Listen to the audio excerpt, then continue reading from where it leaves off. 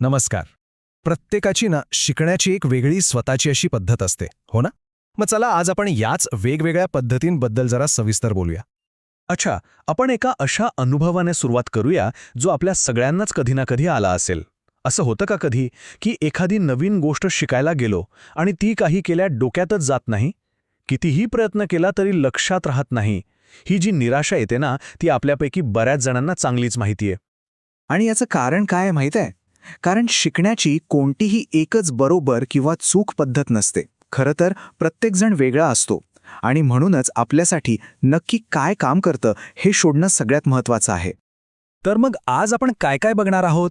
आपण पाहू की शिकण्याची एकच पद्धत का नसते. मग दृश्य, श्राव्य आणि कृतीपर अध्ययनार्थी म्हणजे काय ते समजून घेऊ. हे सगळं जाणून घेणं का महत्त्वाचं आहे आणि शेवटी आपली स्वतःची शैली कोणती आहे हे ओळखायला शिकू. चला सुरुवात करूया दृश्य अध्ययनार्थींपासून, म्हणजे डोळ्यांनी शिकणाऱ्या लोकांपासून. ही जी संकल्पना आहे ना, ती नील फ्लेमिंग यांच्या VAK मॉडेलवर आधारलेली आहे. त्यांनी शिकण्याच्या 3 मुख्य पद्धती सांगितल्या आहेत. त्यातलीच ही पहिली पद्धत.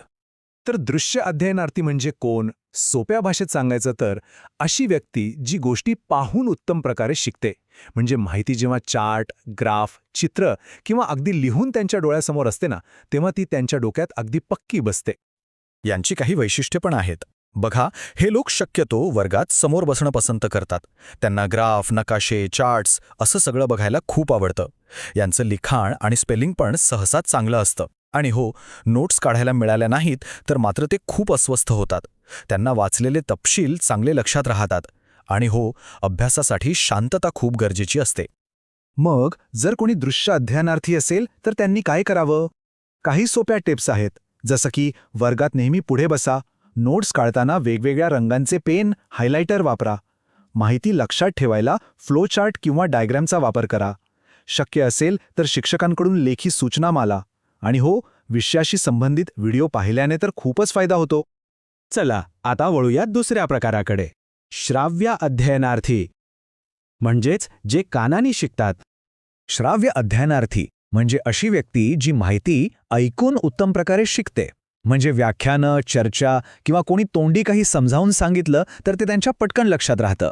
यांच्यासाठी ऐकणं हेच शिकण्याचं मुख्य माध्यम आहे. यांची वैशिष्ट्ये काय आहेत? तर यांना व्याख्यानं आणि चर्चांमधून शिकायला खूप आवडतं. यांना बोलायला, वादविवाद करायला मजा येते. अनेकदा तर समजण्यासाठी ते एखादा मजकूर मोठ्याने वाचतात. नाव वगैरे त्यांच्या चांगलं लक्षात राहतं. आणि हो, ते स्वतःच्या कल्पना तोंडी खूप छान समजावून सांगतात. कधीकधी ते स्वतःशीच बोलतात किंवा गुणगुणतात सुद्धा. मग अशा लोकांनी काय करायला पाहिजे? तर सगळ्यात महत्त्वाचं म्हणजे वर्गातल्या चर्चांमध्ये सक्रियपणे भाग घ्या. शक्य असेल तर लेक्चर रेकॉर्ड करा आणि नंतर पुन्हा ऐका. नोट्स आणि पुस्तकं मोठ्याने वाचा. ग्रुपमध्ये किंवा मित्रांसोबत अभ्यास करा. आणि एखादी गोष्ट लक्षात ठेवायला यमक किंवा गाण्यांचा वापर करा. हे खूप प्रभावी ठरतं. आणि आता आपली तिसरी आणि शेवटची शैली, कृतीपर अध्ययनार्थी म्हणजे जे हातांनी किंवा कृतीतून शिकतात. हे आहेत करून शिकणारे लोक. म्हणजे जोपर्यंत ते स्वतः एखादी गोष्ट करत नाहीत, हालचाल करत नाहीत किंवा प्रत्यक्ष कामात उतरत नाहीत, तोपर्यंत त्यांना ती नीट समजत नाही. यांना स्पर्शसंवेदी अध्ययनार्थी असंही म्हणतात. मग यांची वैशिष्ट्य काय असू शकतात? साहजिकच हे लोक प्रत्यक्ष अनुभव आणि प्रयोगांमधून सर्वोत्तम शिकतात. म्हणूनच त्यांना जास्त वेळ एका जागी शांत बसणं खूप कठीण वाटतं. हे सहसा खेळ, कला किंवा अभिनय अशा गोष्टींमध्ये चांगले असतात. बोलताना खूप हातवारे करतात आणि अभ्यास करताना त्यांना सारखे ब्रेक लागतात. मॉडेल बनवणं किंवा एखादी भूमिका करणं त्यांना खूप आवडतं. यांच्यासाठी काही खास टिप्स आहेत. वाचताना किंवा ऐकताना नोट्स काढत राहा, म्हणजे हात चालू राहतो. अभ्यासाचे छोटे छोटे भाग करा आणि मध्ये मध्ये ब्रेक घेऊन थोडी हालचाल करा. एखादी संकल्पना समजून घेण्यासाठी भूमिका नाट्य किंवा मॉडेल बनवून बघा. आणि हो, उभं राहून किंवा थोडं फिरता फिरता अभ्यास करून पाहिला तरी खूप फरक पडतो.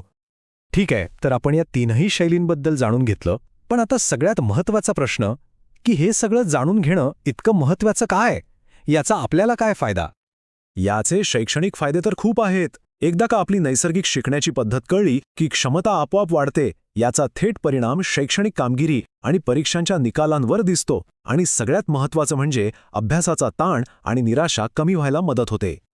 पण फक्त शैक्षणिकच नाही, याचे वैयक्तिक फायदेही आहेत. स्वतःला अधिक चांगल्या प्रकारे ओळखता येतं. आपल्यातले चांगले गुण आणि कमतरता काय आहेत हे समजतं. यामुळे आत्मविश्वास वाढतो आणि शिकण्याची प्रेरणा मिळते. शिकण्याची प्रक्रियाच खूप आनंददायी वाटू लागते.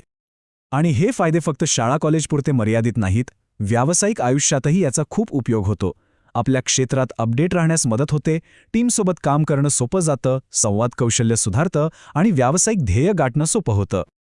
तर मग आता सगळ्या गोष्टी एकत्र आणून विचार करूया की आपली शैली नक्की कोणती आहे. एका संशोधनानुसार जगात जवळपास 65% लोक हे दृश्य अध्ययनार्थी आहेत. म्हणजे बहुसंख्य लोक पाहून शिकतात. हा चार्ट बघितला की आपल्याला अंदाज येतो. यात साधारणपणे 65% दृश्य, 30% श्राव्य आणि उरलेले 5% कृतीपर अध्ययनार्थी असतात. पण एक गोष्ट लक्षात ठेवली पाहिजे, ती म्हणजे कोणीही 100% एकाच प्रकारात मोडत नाही. अनेक लोक या 2 किंवा 3 शैलींचं मिश्रण असतात. प्रत्येकाची एक मुख्य शैली असते, पण आपण इतर पद्धतींचाही वापर करत असतो. त्यामुळे मुख्य ध्येय आहे स्वतःबद्दल जागरूक होणं. तर आता या सगळ्या शैलींबद्दल ऐकल्यावर कोणती शैली आपल्याशी सर्वात जास्त जुळते असं वाटतंय? तिला ओळखा, आपल्या अभ्यासाच्या सवयींमध्ये थोडे बदल करा आणि मग बघा, यश नक्कीच मिळेल. कारण जेव्हा आपण आपल्या नैसर्गिक शैलीनुसार शिकतो तेव्हा शिकणं हे ओझं नाही तर एक आनंददायी प्रवास वाटू लागतो.